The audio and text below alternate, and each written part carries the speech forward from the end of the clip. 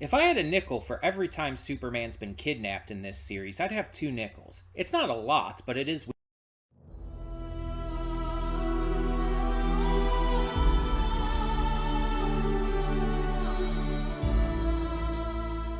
Hey everyone, welcome to Princess Gay. I'm your host Connie, and today we're here with My Adventures with Superman, Season 2, Episode 6. We're caught up. It is kind of wild to be kind of caught up with this. I mean, for the most part, there's technically an episode like tomorrow because of just the timing of this, because we have this as our Friday show, but this is the most recently released episode as of me recording this, and as of the point you're going to be seeing this at least if you're watching it day of release. But yeah, so this is now the second time in this series that Clark has been kidnapped. The first time was in season 1 where Task Force X, I almost said Weapon X, wrong thing, where Task Force X kidnapped him because of, perceived alien threat. And now he's been kidnapped by a perceived alien threat. Kind of ironic there if you think about it. So, yeah, last episode we had the introduction of Kara Zor-El, aka Kara Kent, aka Supergirl. Though she's not Supergirl right now, she's Scion. And she seems to be kind of mind controlled by Brainiac. But it also seems like it's not just mind control, it's also manipulation. Because the mind control only comes in at certain points. Otherwise, she's just like talking about like, oh, she's calling him her father, and it seems like he's kind of taken her in and is raising her and is kind of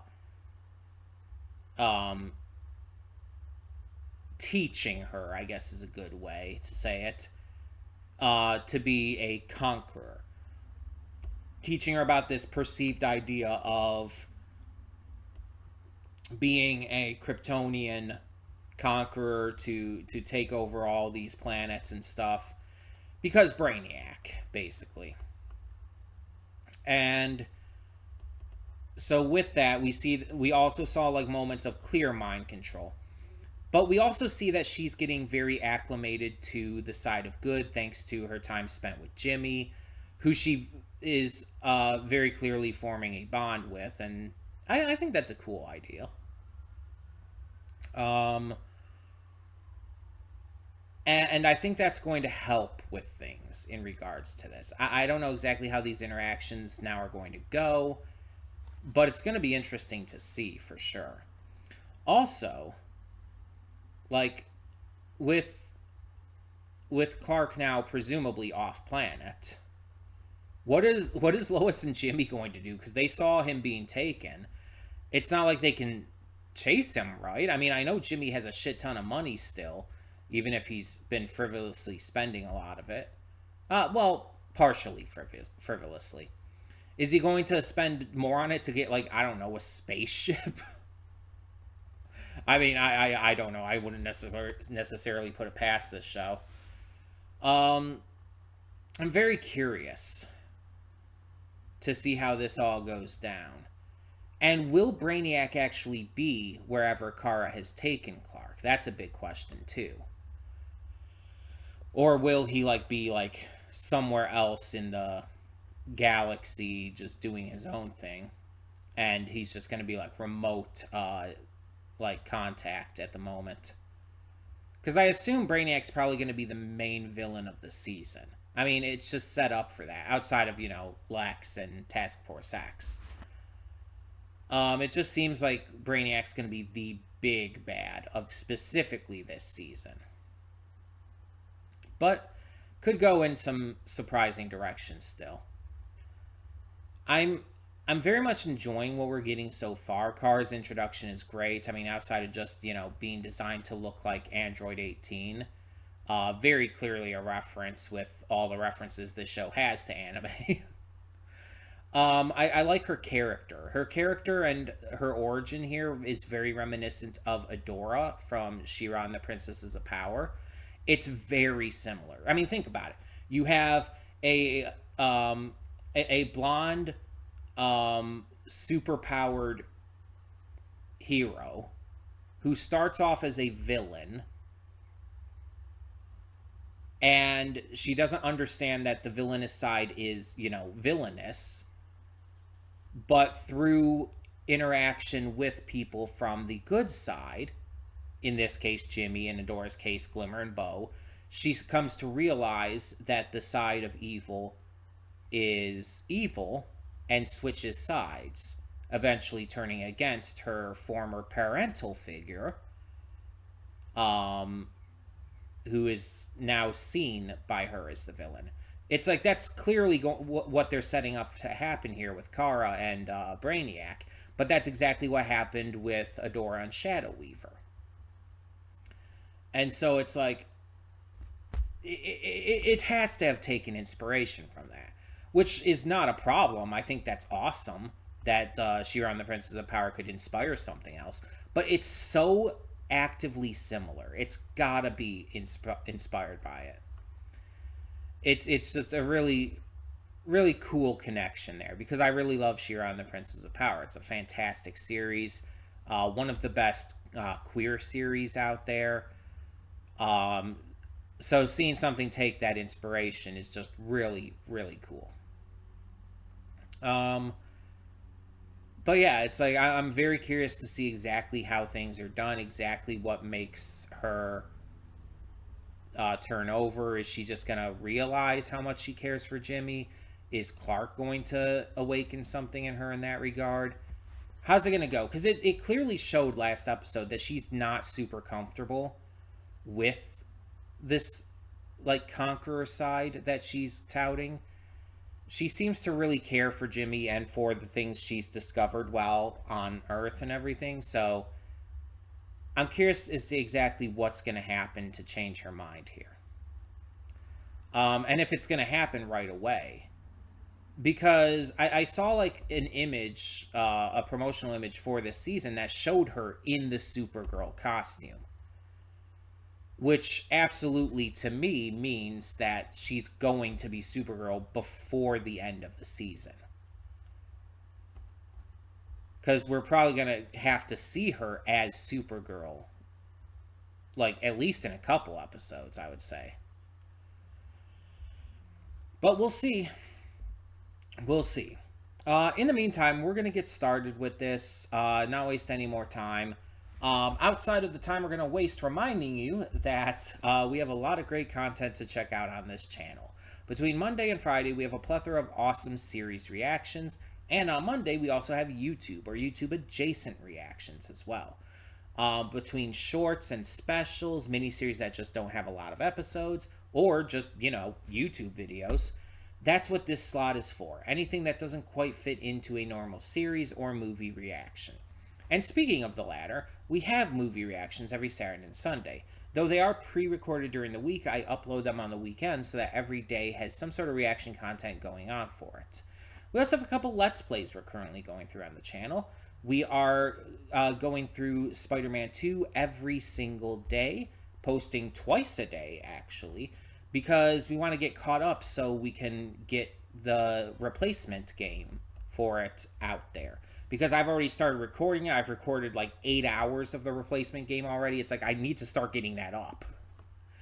So, yeah, we're going to get caught up on Spider-Man 2 as quickly as possible with 2 episodes a day. And then start getting up the replacement right after. We're also going to be playing through Poppy Playtime soon. We're just taking a break. We're not dropping. We're taking a break from Anno Mutationum. We will come back to it. But in the meantime, we're also going to play another donation reward Let's Play we got. This one from Venom. Poppy Playtime is not starting tomorrow, but next Saturday. So we will be getting to that. Hopefully I end up really enjoying it. We'll see. But if you want to know how to donate for a future PS5 Let's Play, go to the channel search, and in one search type in June Double Reward Month PS5. It should lead you to the correct video that will tell you everything you need to know on how to donate for a future PS5 Let's Play. Or you could just contact me in the comments below, on a private message on Discord, on other social media, whatever works best for you. That all being said, though, thank you as always so much for tuning in, and let's get this going. So when the screen fades to black, pause this redirect and go to the description below. Follow the link to the reaction because yes, we do redirect all reactions on this channel. I understand you don't want to have to click through all these extra links just to get to the reaction. You'd rather have it be right here on this video, even if cut up. But, I mean, it's only one link down in the description below. It takes you right to the video, and it's all because of YouTube. You know, YouTube's copyright system is really fucked up. It's terrible. So because of that, just to remain safe and avoid any possible channel strikes or even worse, a channel termination, which I have dealt with before and don't want to deal with again, to avoid all that, we do push all of our reactions onto another site. On the plus side, though, this does allow me to give you all the full, unedited reactions completely free. That's right, completely free. No paywall, no Patreon subscription, and you don't even have to sync up your own copy. I think that's pretty awesome because not a lot of reaction channels are able to get away with that for some very valid reasons. A lot of it coming down to monetization and whatnot, it being like their full-time jobs. It makes sense. But I do pride myself on being a channel that can give that to you, that can give you the full unedited reactions to all series, all movies, everything we react to. I really do like that I can do that, and I hope you enjoy the reactions as such. And after you watch the reaction, you can come back here to the redirect and resume play. Because after it fades to black and then fades back in, everything from that point will be my afterthoughts. And will not only contain spoilers to the episode, but will also just have my general thoughts on things, feelings towards the season so far, and might even contain stuff related to the channel. You never know. It's always worth checking out just to be safe. But all of that being said, thank you once again for tuning in, and for now, I'll see you at the reaction. And we are back, and we'll begin with spoilers in 3, 2, 1, now. This is how you fucking do it. Like, I've been really enjoying this series, both with season 1 and with season 2 so far, but this episode goes above and beyond. Like, I mean, I'm crying.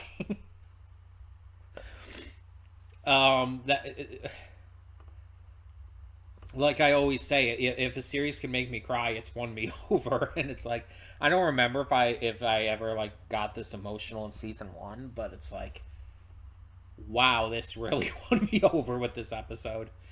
I would say this is my favorite episode of the series so far, not just of this season. Like, the just expert way that this was handled, Kara's manipulation from Brainiac and everything that's been, you know, not only done to her, but everything that she's been forced to do against her will that she only just now is finding out about. Not to mention the clear, like, care that she had for the people of all these planets. She genuinely cared about them. She has these souvenirs from every one of these planets, from all these things that she loved about them. And she genuinely believed that they were helping these people, that being part of this empire was, you know, making these planets thrive and everything. But now she's finding out that Brainiac has been lying to her this entire time and has been, you know, literally forcing her through mind control to destroy these planets, kill all of their inhabitants. It's like, that's super fucked up to suddenly realize that you committed multiple genocides. Not just one, but multiple. And when she finally, like, breaks down at the end there and, like, goes from saying Kal-El to calling him Clark, it shows that she has realized all this trauma she's been put through. She has realized how she was used and manipulated for the sake of domineering destruction. Not even subjugate. I mentioned subjugation in the episode. Not even. They're not even subjugating anyone. They're just killing en masse. It's really fucked up. And I mean, you get to see part of that even before the big reveal with like how these, like the memories and everything of these victims are being used for training and all. Like these are like the living memories of real victims of this empire. And it's really fucked up. You see the pain and anguish in their faces. You see like this Green Lantern crying and just like fucking like horrified. And it's just like, oh my fucking god. It's like, Jesus fuck. Like, my god. Like, I've seen a lot of different Superman content throughout the years. And yes, there's a lot of it that goes pretty dark and pretty, like, intensely emotional. But when I've said before that this is my favorite Superman story, period, this is the kind of shit why. It's not just that it's dark, it's not just that it's intense, it's not just that it's fucking terrifying, but it's how it's executed. It's executed in a way to where it not only is like freaky and scary and intense, but it makes you feel for all of the victims of these planets. It makes you feel for Kara. It makes you care. That's the big deal with it. That's why it's so good. Because in my eyes, that's what Superman should be about. Making you care. Because above anything else, in my opinion, Superman represents the ideal of hope. Of hope and like just general emotional attachment, I guess you could say. Humanity. Let's put it that way. Like the very human idea of attachment and connection is extremely important to Superman, and in my opinion, any story that does not have that as a massive focus is not getting Superman right. This story, it's not even just with Clark here. We see how much connections and emotions play into all of these characters in all of their different relationships. It's extremely important, not just in Clark, but in Jimmy, in Lois, in Kara, even in Brainiac. His connection and relationship with Kara is excessively important to how terrifying and fucked up he is. His relationship and connection to the former Kryptonians is extremely important to who he is. That's the point. That's the entire point. This entire series is built on relationships, both the positive and negative, and how they affect the people involved in them. And you even see like relationships that are messy, that are not always good, but not always bad either. They're messy and harsh and troubled, but they're very real and human because of it. Like, I already liked Kara last episode. Like, I really liked her. She was such a charming, likable character. This episode made her one of my favorites of this series. Like, the amount of depth and nuance and intense emotional connection it gave to her here. I've made no secret on this channel that I am a very big fan of the trauma baby trope. There's certain tropes that I just really connect hard to. Found family is a huge one, which is also definitely being played into here. But trauma babies is another big trope that I've always been huge into, and I, again, have made it no secret. I mean, watch my Symphogear reactions, for Christ's sake. It's like, I make it very clear that I very heavily connect with the trauma baby trope in those reactions.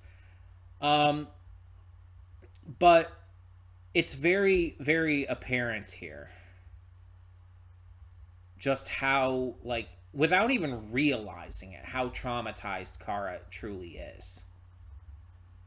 This is a girl who is in need of help, and everything she's been getting has been this emotional manipulation, literal mental manipulation, mind control, and forced, again, multiple genocides without her even knowing. All these memories that Brainiac also told her about and showed her of, like, the former Kryptonian Empire, I honestly doubt a lot of those are even real. Or at the very least, they're probably manipulated to sell a story. And it's really wild how intensely emotional this got for me. And I think part of it is because I've been there. I've been manipulated into doing and thinking bad things. Obviously not genocide or even murder, but I've talked about plenty of times on this channel how I was raised into thinking some pretty terrible shit. I was raised to be homophobic and transphobic and, stuff that's kind of ironic looking back on because of me being super fucking gay and trans and all. It's kind of ironic. But at the same time, it's like I was manipulated and abused into being that way. And it's not something I ever even realized. Growing up, I thought that's just what I was supposed to be, what I was.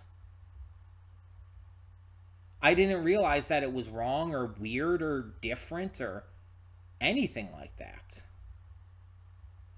I had no context for, like, any other point of view, I guess, for a long time, because I was purposefully kept away from that and told to keep away from that.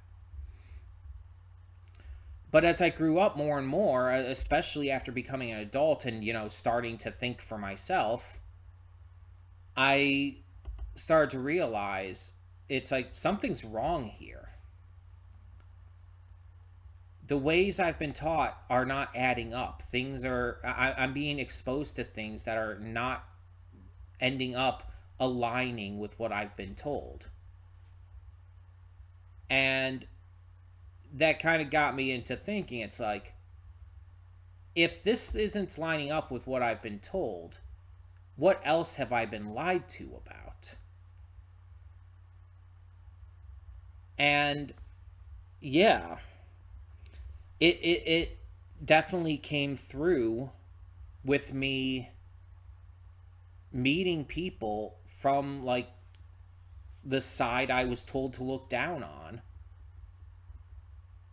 and forming connections with people like that. I made friends who were queer, and it helped me realize that my homophobia, my transphobia and stuff were wrong, and eventually helped me come out. Helped me realize a lot about myself through it.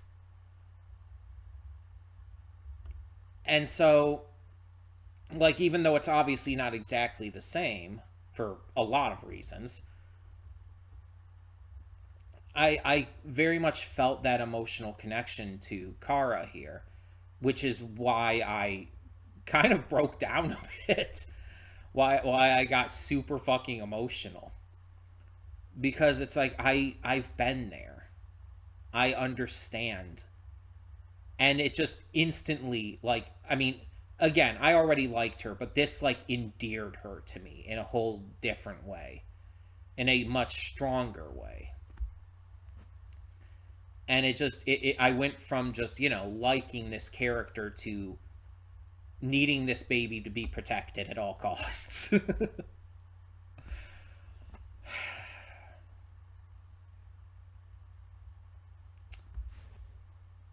And now we have Jimmy and Lois somehow in space. I don't know how this is happening, but all right. It's happening. Um, yeah, I have no idea how they're here. Also, they seem to open a portal there. Like, they came through a portal, right? Like, let me look back at the end there. I'm going to mute this, obviously, so there's no audio to get claimed or anything here. Yeah, so Kara's hunched over in space, just like, freaking out and basically having a panic attack over what she's realizing about herself. Then a portal opens and the ship flies out. It's like a straight up portal and it's like a straight up spaceship. Oh! I did not see them. Okay, it's a good thing I went back and looked. Okay, so when I first was watching this, I saw Jimmy and Lois there. I did not see Monsieur Mallah and the Brain. I did not see them when I first saw that. I like my eyes focused in on Jimmy and Lois, and I did not see Monsieur Mallah and the Brain. Didn't they go to another universe though? How did Jimmy and Lois get in contact with them? I mean, I'm glad that they were willing to help out and everything. They absolutely are absolute allies. See, that is what I didn't catch the first time when I was doing the reaction. That would have that kind of explains a lot, but I am curious as to, again, I thought they went to another dimension through the wormhole they opened up. They didn't give some way for them to communicate with them still, did they? I don't remember. It'll probably all be explained. I'm sure. I'm sure we'll get the entire explanation next episode, but that's interesting. That's also really cool. I like seeing them back. Monsieur Mallah and the Brain were great in season 1. They're so adorable. They're just a really fucking cute couple too. So I'm glad to see them back. It's just I just did not see them at all when I was reacting. I just completely zoned in on Jimmy and Lois. Which, I mean, sure, but it's like, wow, I completely missed the even bigger surprise there. um yeah, I'm just wondering like how they got in contact with them then. I'm very curious. That's going to be exciting to see next episode.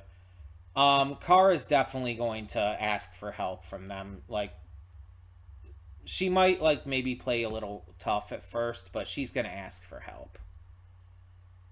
She's realizing what she did. She's really fucked up about it. And they will absolutely help her. Especially Jimmy, because Jimmy's seen the good in her. Like, Lois never really got to see that, but she might be a little wary about it, because she was already wary about another Kryptonian in the first place. But Jimmy will absolutely vouch for her. 100%. Because he's seen her good. He's seen how good of a person she genuinely is. I'm just really loving this storyline. I love how they're executing this. I love how it's just being handled. It's like, this is just a big step up from season 1. Like, don't get me wrong. I enjoyed the stuff with Task Force X and everything in season 1. I thought it was great. I thought it was well handled. The Kryptonian ghost technology, as we now know, was a pretty cool, fun idea.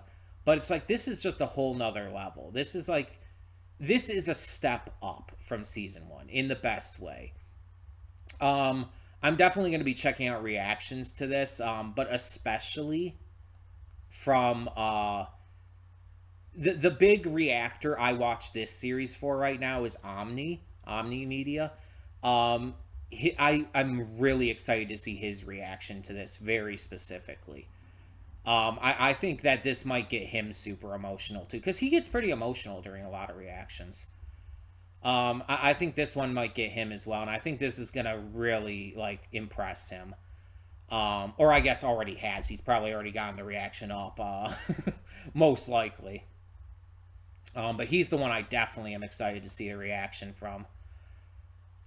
This was phenomenal. This episode is amazing. But I'd love to hear what you think. So let me know in the comments below, what are your thoughts on this episode? And before we close things out, I do want to remind you all one more time that we have a lot of great content to check out on the channel. Between Monday and Friday, we have a plethora of awesome series reactions. And on Monday, we also have YouTube, or at least YouTube adjacent reactions. Things that don't quite fit into a normal series or movie reaction go in this slot. And speaking of movie reactions, we have those every Saturday and Sunday. Though I do pre-record them during the week, they are uploaded on the weekend, just so that every day has some sort of reaction content going on for it. We're also currently going through a couple Let's Plays on the channel. We have 2 episodes, 2 parts of Spider-Man 2 every single day until we catch up. And once we catch up, we're going to go straight into the replacement, because I've already started recording that and already been recording a lot of it. So we have plenty to get to with that once we finish Spider-Man 2 as well. But we also are going to be starting Poppy Playtime next week. Not tomorrow, but next Saturday. This is a donation reward Let's Play for Venom. And it's not completely replacing Anno Mutationum. We will be coming back to Anno Mutationum. We're just taking a little bit of a break before we get into the last, 4, maybe 5 parts of that. And we're going to do Poppy Playtime in the meantime. And if you want to know how to donate for a future PS5 Let's Play, go to the channel search, and type in, all in one search, June Double Reward Month PS5.